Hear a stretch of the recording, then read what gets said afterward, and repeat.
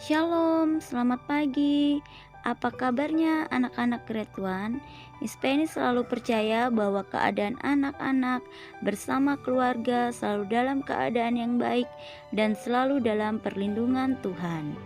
Hari ini kita akan belajar jujur itu menyenangkan pertemuan kedua, yaitu pada pembelajaran 8.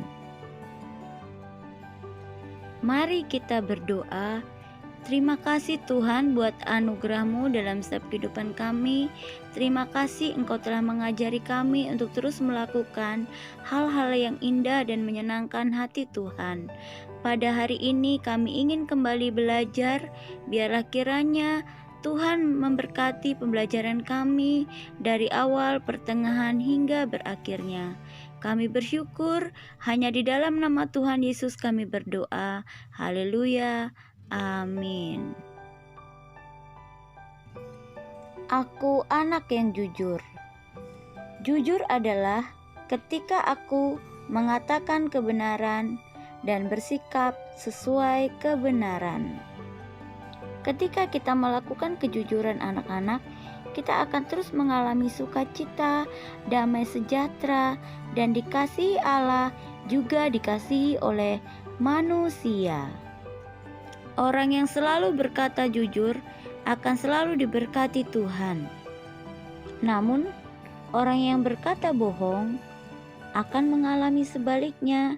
Hidupnya akan semakin jauh dari Tuhan, karena Tuhan tidak menyukai orang yang suka berbohong atau tidak jujur. Di dalam kitab Matius pasal 5 ayat 37 berkata, "Jika ya, hendaklah kamu katakan iya, jika tidak, hendaklah kamu katakan tidak. Apa yang lebih dari itu berasal dari si jahat." Ayat ini anak-anak adalah ajaran Tuhan Yesus yang disampaikan di bukit. Ayat ini mengajarkan agar kita untuk jujur. Katakan ya bila ya, dan tidak bila tidak. Tidak ada yang lebih dari itu. Ya dan tidak sudah cukup. Ini merupakan ajaran untuk bersikap sesuai kebenaran. Mari anak-anak perhatikan gambar berikut. Ada seorang anak laki-laki yang menendang vas bunga sehingga terpecah. Kemudian ketika ibunya bertanya, "Kenapa ini bisa pecah?" Anak itu berani berkata ya jika dia telah salah dan mengakui apa yang telah dia lakukan kepada ibunya. Ketika ibunya mengetahui kejujuran dari anaknya tersebut, apakah ibu tersebut marah? Tentunya tidak, anak-anak.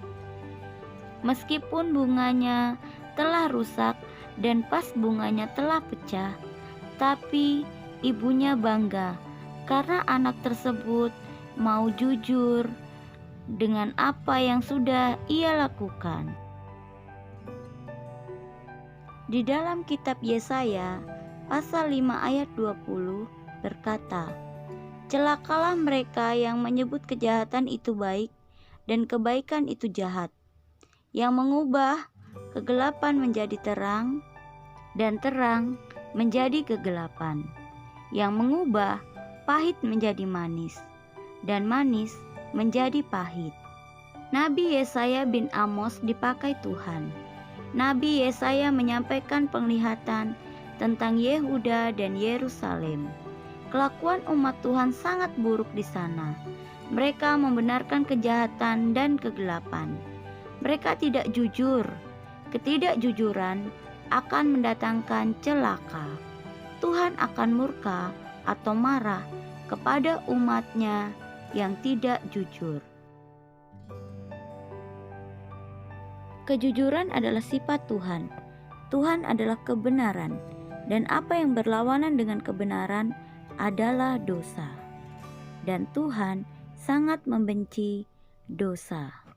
Karena dosa yang sudah dilakukan manusia membuat hubungan Allah dengan manusia menjadi terpisah.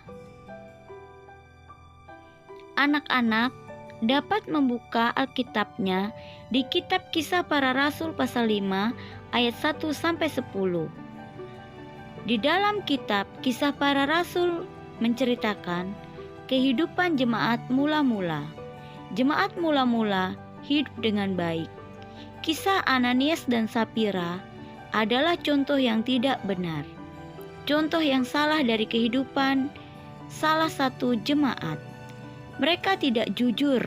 Mereka berdusta kepada Roh Kudus sehingga dihukum. Mari anak-anak, kita saksikan video berikut ini. Upah dari ketidakjujuran Ananias dan Sapira.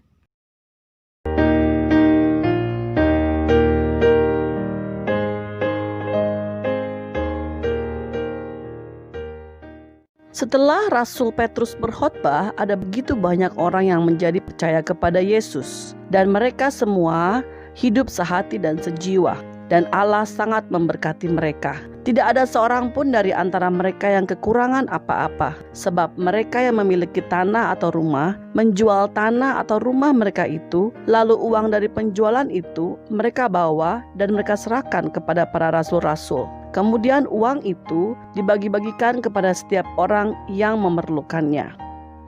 Tetapi ada seorang laki-laki bernama Ananias, istrinya bernama Sapira.